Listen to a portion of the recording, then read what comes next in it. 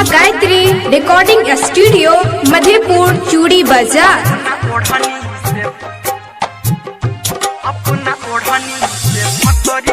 Music by DJ Guddu राज।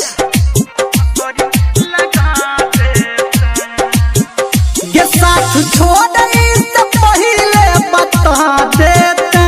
साथ छोड़ से पहले बता देते, अपना ओढ़नी से फसरी लगा देते, अपना ओढ़नी से फसरी लगा देते, अपना ओढ़नी से फसरी लगा देते। हमारा दिल के तू सारा पूरा जैता, हमारा दिल के तू सारा पूरा जैता, अपना ओढ़नी से फसरी लगा देता,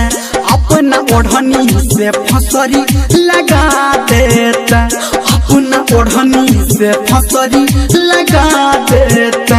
अपना ओढ़नी से फसरी लगा देता, अपना ओढ़नी से सुन रहे हैं युवा स्टार म्यूजिक की शानदार DJ good Madhubani, DJ good Madhubani.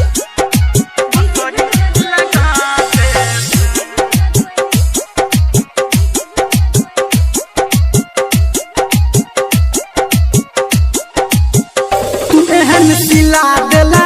सिकवा गिला केला, छोड़ला हाथ हमर छोड़ला साथ हमर, देला तू दिल पे जखम सहिले लोगे हम, बस इतने है ये गम आँख हमर नम, भले तू दूर भजो हमर जान लगो, अपन याद दो अपन याद लजो, तू हमर जान छगे हमर प्राण छगे, तू हमर शान छगे तू हमर आन छगे, अपन नाम दो दे भले बदनाम कर दे, दीवाना तोहर कहो दुख तो डाल सहो, हे तो एहसास तोरा दोसर हमर जोड़ा, तोरा नहीं घटतोगे साथ नहीं कटतोगे, हम तो हार गेलों मन के जायर लेलों, तूने बन गए हमर हमारा भेल सबर, हम का नहीं छी भले दिल जलैया भले हिलैया धरती गे हमारा पैर तले, अब नहीं मौत हमर जबै गे हम केम्हर, हसैया गे नगर और गाम शहर, बस इतने तू बता चलो हम कौन खता,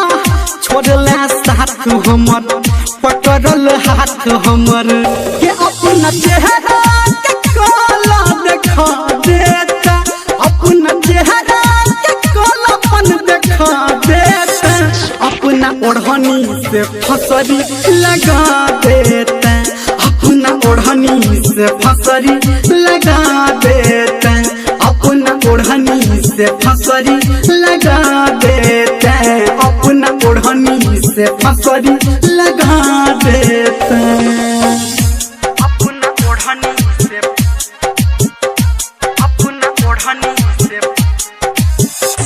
अपना ओढ़नी से DJ good Madhubani, DJ good Madhubani.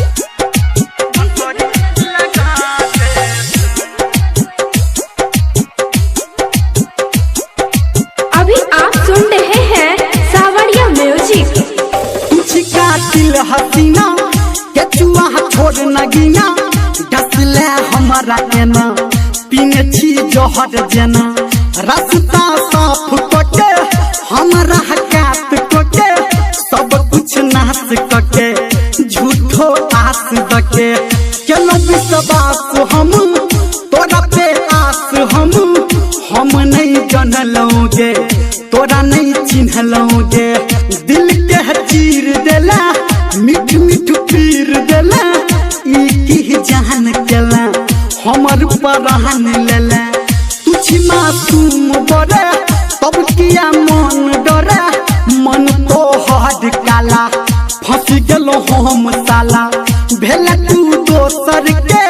खोजी है नहीं विदेशर के लोग पूरे तो हाला गाँव में टोला टोला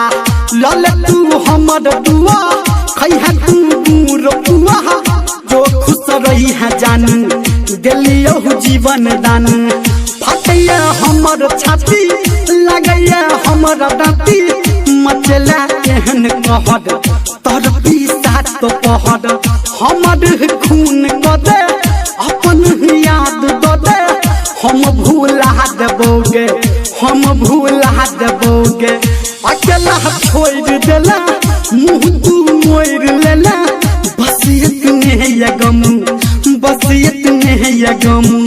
के कहो धर्मेंद्र एक बेर हंसा जईता